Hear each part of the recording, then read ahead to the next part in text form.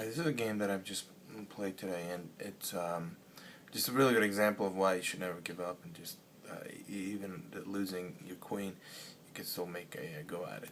So it's my standard opening with white, getting into the Swift-Mora gambit, and everything's sort of going according to plan right now.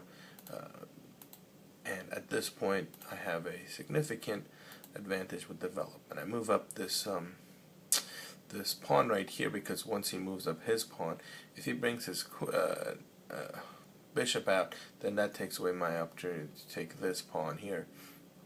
So now I just have to play it a little defensively in that area. Anyway, he develops, I develop my bishop. Now he opens up that little diagonal for his bishop. I castle, brings out his queen. I bring out my bishop right here, and I know at this point I have a little bit of protection still here. So he takes his queen back, and let's see. Now this is a pretty dangerous situation for me right here, so I got to be careful of that. Move out my pawn. He brings his knight over here, and I know if he takes, then I have to take my queen over here in sort of out of position, which is, I wanted my queen to be in this area and attacking this area. So that's why I actually chose to take.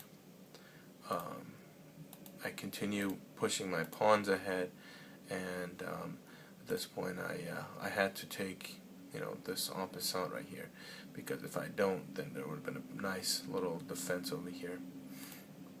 And so he brings this knight,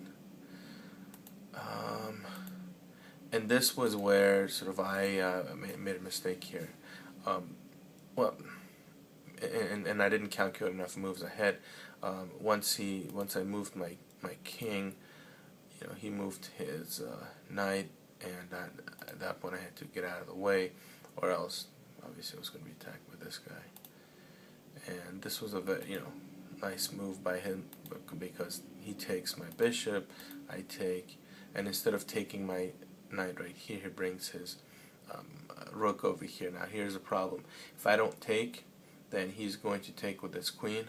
So if I move my queen anywhere, the only place I could take my queen in order for it not to be taken is right here, down here, or up here, right? Those are the only three squares, and in either situation it would bring his queen over here. That's check.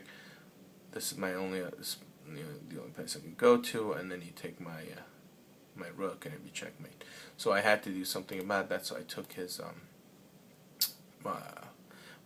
rook, and knowing that obviously he'd take back with his knight, and then I'd be down another more material, because he was going to exchange a knight for a rook. But that's okay, because I bring up my my bishop, and he actually thought a lot about this move, because obviously here is going to be a check and a little bit of a dangerous situation for his king.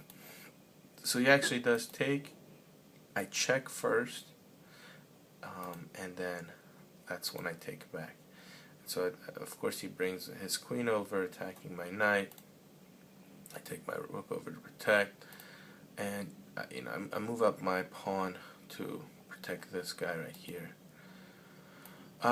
He's attacking my rook, and I don't want to move my rook anywhere else to lose this.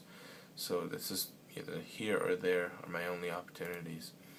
And at this point I'm in pretty big trouble, because if he brings his rook over here, I have to move over, and then it's going to be if he moves his queen down here somewhere, it's going to be problematic for me. So I bring my king up, brings his rook, and we exchange. So now my king's going all over the place. He checks me, I move up, takes my pawn, I move up, checks again, and here is where I realized, look, if I bring my king right here, actually I have to sort of get rid of this, because I have to get rid of this bishop, bring this bishop over here and exchange, so that I have a knight, so I have my pawn right here protecting these two squares. Once I do that, then this could be checkmate. So, I do that, he takes, I take back. So now obviously you can see he has a huge advantage. And he could very easily just take, and just destroy me. But instead he does that. I don't know why he did that. And now I move my king over here. And the next move, if I bring my knight over, it's checkmate. So really what he should have done is try to check me with his queen and get me out of there. So if he does that, I have to come up here, then he can check me again, and I have to go back down. If he checks me, then he can take my knight. But instead of doing that, he comes over here, and now I've got him in a check situation where the only thing he can do is take, because he cannot move his king. So he takes, I take back, and now all of a sudden, as you can see, I'm the one with the advantage.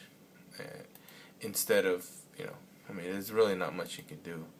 I move my king out of the way, and he resigns. So there you go.